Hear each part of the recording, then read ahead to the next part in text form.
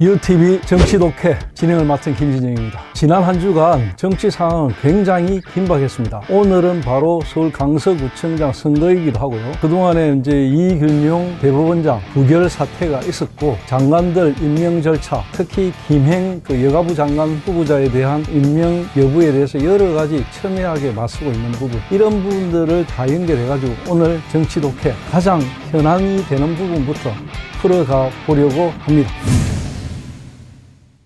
이균용 대법원장 후보자 낙마로 인한 대법원장 공백 사태를 두고 책임 공방이 벌어지고 있는데, 야당이 임명 동의 거부라는 초강수를 선택한 이유가 궁금합니다. 이균용 대법원장 임명 동의, 이 부분은 윤석열 정부에서는 굉장히 중요한 사안이거든요. 그런데 지금 이 부결 사태를 두고 민주당에서는 하자가 있는 대법원장 후보자를 국회로 임명 동의를 의뢰를 했으니까 이건 마땅히 부결하는 게 당연한 것이다, 이런 이야기를 하고 있고요. 국민의힘에서는 좀 다르게 봅니다. 이 부분은 이재명 대표가 기획단식을 했던 시절부터 꾸준히 다 계획됐던 일이다. 결국은 이균용 후보자의 낙마 사유가 재산 신고 누락 이런 부분들은 과거의 대법원장에 비하면 사실 별거 아닌데, 이걸 굳이 문제 삼아 가지고 부결까지 이어간 것, 그리고 이재명 대표가 그 녹색병원에서 지팡이를 짚고 앰뷸런스를 타고 국회에 와가지고 결국은 임명 동의에 부결하는데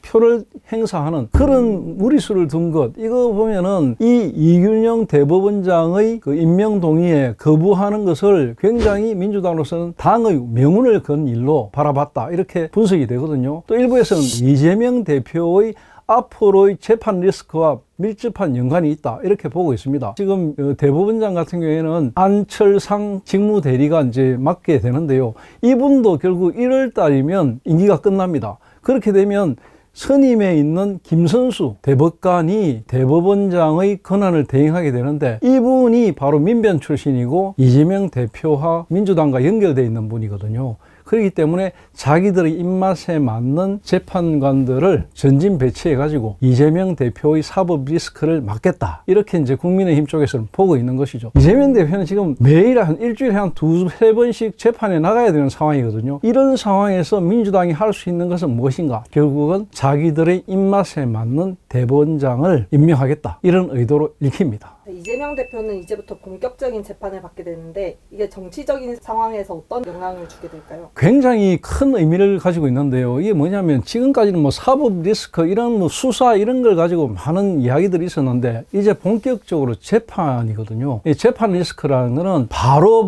팩트 체크가 되고 구형이 떨어지고 재판 과정에서 일어난 일들이 쏟아져 나오기 때문에 민주당 그리고 이재명 대표로서는 엄청나게 리스크가 큽니다. 특히 내년 4월이면 총선이 있거든요.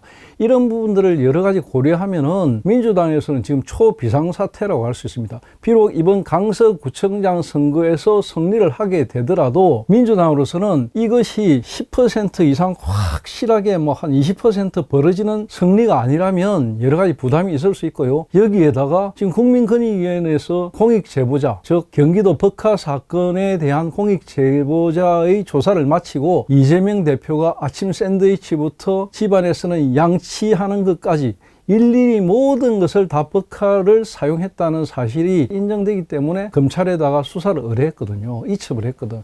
그러니까 이 부분까지 더해졌기 때문에 한두 건이 아닙니다. 특히 지금 재판을 받는 사건이 7개의 사건이고 10개의 범죄 혐의를 갖고 있기 때문에 굉장히 곤혹스러울 겁니다. 특히 검찰에서는 지난번에 영장이 기각됐던 것 가운데 위정교사 부분, 판사도 인정했거든요. 소명이 되었다.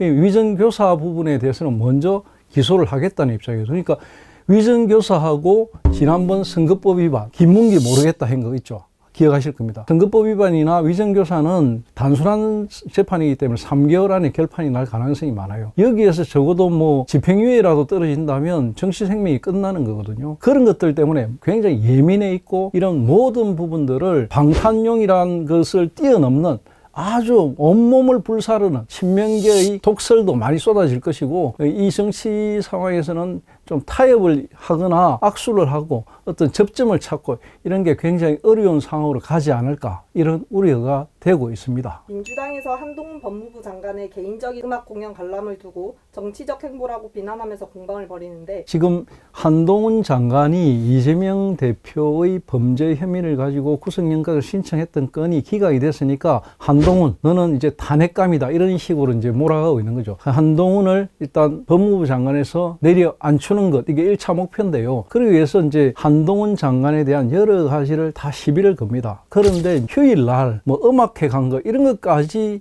시비를 거는 것, 특히 친명의 핵심인 현근택 이 부분이 이제 이걸 라디오 방송에서 굉장히 떠들었는데 이 정도라면 이제 민주당의 친명이 한동훈에 대해서 굉장히 집단 히스테리를 갖고 있지 않나 이 정도까지 여겨지거든요. 이렇게 예민하게 반응하는 걸 보면 그만큼 한 장관에 대한 민주당 쪽, 즉 친명계의 어떤 경계심이 굉장히 높다 이렇게 봐지고요. 또 하나 유의해야 되는 것은 이 강서구청장 선거 결과 그리고 김행 여가부 장관의 임명 부분 이 부분에 대해서 장고에 들어갔다 이렇게 보면 될 것 같습니다. 이제 마무리 한번 해주시죠.